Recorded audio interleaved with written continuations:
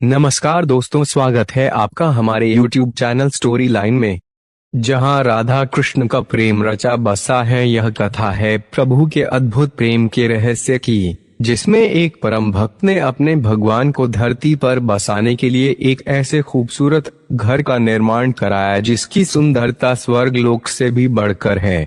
उस परम भक्त द्वारा कराए गए भगवान के घर को देखकर ऐसा लगता है जैसे कि किसी राजा महाराजा का महल हो। शायद आपको आसानी से विश्वास ना हो, लेकिन यह सच है कि भगवान श्री कृष्ण राधा के प्रेम का साक्षात दर्शन कराने वाले इस प्रेम मंदिर को जो कोई भी देखता है वे ठगा सा रह जाता है, क्योंकि यह वह प्रेम मंदिर है जो हर दर्शन करने वाले व्यक्ति के हृदय को कृष्ण भक्ति के प्रेम से सराबोर कर देता है। हम प्राचीन काल के मंदिरों की सुंदरता के किस्से सदियों से सुनते आ रहे हैं, लेकिन यदि आधुनिक वैज्ञानिक तकनीक का उपयोग करते हुए किसी मंदिर का निर्माण कराया जाए तो वह निश्चय ही प्रेम मंदिर की तरह दिखेगा। विज्ञान का चमत्कार इस मंदिर में देखते ही बनता है। पलक झपकते ही इस मंदिर का रंग रूप परिवर्तित हो जाता है। ऐसी स्थिति में देखने वाले को ऐसा भ्रम होता है कि क्या यह वही मंदिर है जिसमें उसने प्रवेश किया था। भगवान सूर्य ही प्रत्यक्ष अवतार है, ऐसा वेदों में भी कहा गया है, क्योंकि जब लोग बाग इस मंदिर के अंदर जाते हैं तो उसकी छटा अलग होती है, लेकिन जब मंदिर से बाहर आते हैं तो ऐसा लगता है कि उसका रंग किसी जादूगरनी ने अपने जादू की छड़ी से बदल डाला है, क्योंकि क्षण क्षण में इस मंदिर की सुंदरता का वर्ण बदलता रहता है। कहाँ है यह मंदिर? यह मंदिर अपने देश के उत्तर प्रदेश के मथुरा जिले में अपनी अद्भुत सुंदरता और भव्यता की कहानी सुना रहा है। इस खूबसूरत कहानी को लिखने वाले हैं जगत गुरुवार कृपालु महाराज जी, जो भगवान कृष्ण के अनन्य भक्त रहे। कहा जाता है कि एक बार कृपालु महाराज जी को अपने स्वप्न में एक सुंदर महल सा भवन दिखा। महाराज जी कौतूहलवश उस महल के अंदर गए। उस महल में उनके प्रभु श्री कृष्ण भगवान राधा जी के साथ बैठे थे। जब कृपालु जी महाराज की नींद खुली तो भी सपने में जो उन्होंने देखा था उसे भूल नहीं पाए। यह महल उनके मन में बस गया था। उन्होंने संकल्प लिया एक ऐसा ही महल अपने प्रभु के लिए इस धरती पर बनाएंगे। अपने इस संकल्प को पूरा करने के लिए जगत गुरुवार कृपाल महाराज ने 14 जनवरी 2001 को अपने सांवली सूरत वाले प्रभु श्री कृष्ण व सलोनी राधा जी के मंदिर का शिलान्यास किया और नाम रखा प्रेम मंदिर। मंदिर के निर्माण की कथा। इस मंदिर के निर्माण के लिए देश के कोने कोने से कारीगरों और वास्तुकारों को बुलाया गया।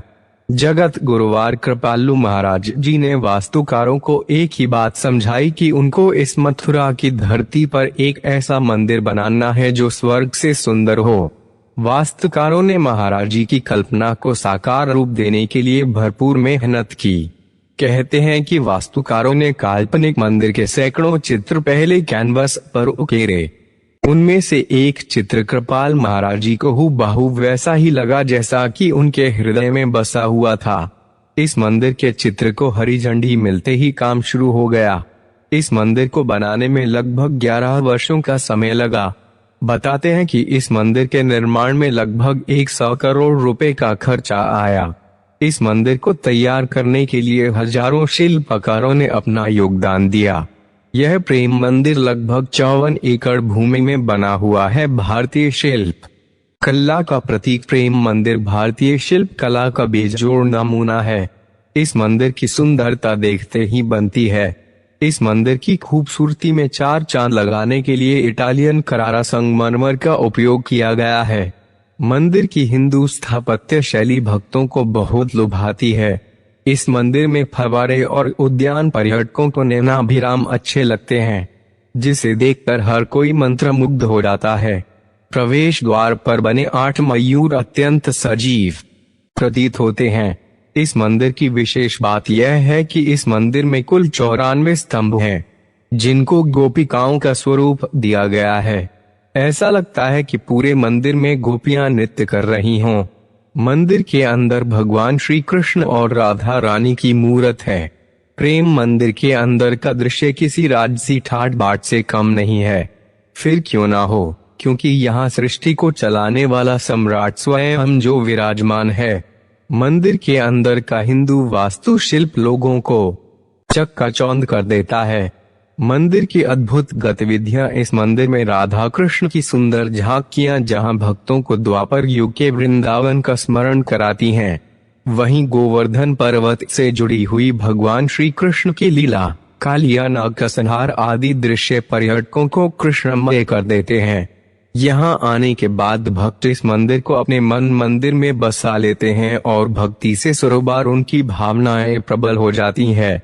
वे कह उठते हैं, जब मैं था तब हरि नाही अब हरि है, मैं नाही प्रेम गली अति सांकरिता मैं दो न समाही।